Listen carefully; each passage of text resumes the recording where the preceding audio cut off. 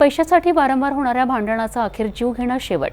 अमरावती जिल्ह्यातील शिरसगाव परिसरातील एका अज्ञात महिलेचा कुजलेला मृतदेह सापडला आणि संपूर्ण परिसरात एकच खळबळ माजली।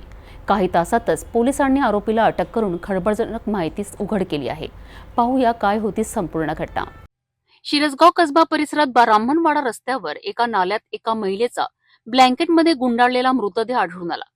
मृतदेहाची स्थिती कुजलेली असून मृत महिलेच्या हातावर दुर्गा आणि अनिल अशी नावे गोंदलेली होती।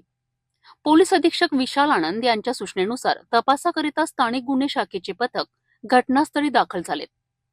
या तपासात 25 वर्षीय दुर्गा विशाल श्रोती परतवाडा जवळील गडनकी गावाची रहिवासी असल्याचे स्पष्ट झालेत। दुर्गाच्या भावाने मृतदेहाची ओळख पटवली।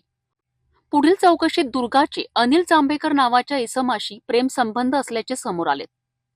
पोलिसांनी अनिलला ताब्यात घेऊन विचारणा केली असता त्याने गुन्ह्याची कबुली दिली आहे।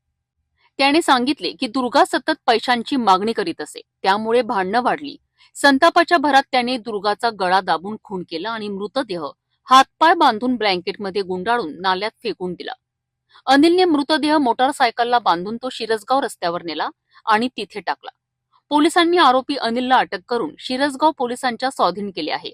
या प्रकरणी शिरसगाव पोलीस ठाण्यात गुन्हा दाखल करण्यात आलाय। एका निरपराध महिलेचा जीव केवळ पैशासाठी घेण्यात आला।